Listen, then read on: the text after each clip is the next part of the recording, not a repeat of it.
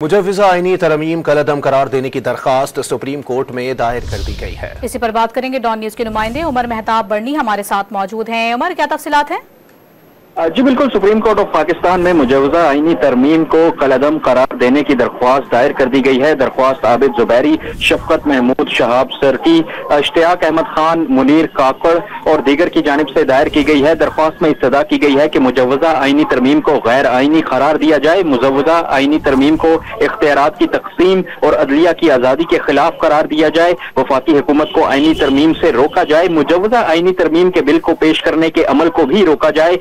ये इस्तदा भी की गई है कि पार्लियामेंट अगर आईनी तरमीम कर ले तो सदर मुमलिकत को दस्तखत करने से रोका जाए, मुजव्वज़ा आईनी तरमीम को कलअदम करार दिया जाए। दरख्वास्त में मजीद कहा गया है कि मुजव्वज़ा आईनी तरमीम से सुप्रीम कोर्ट और हाई कोर्ट के इख्तियारात एग्जीक्यूटिव को मुंतकिल हो जाएंगे। बहुत शुक्रिया आपका।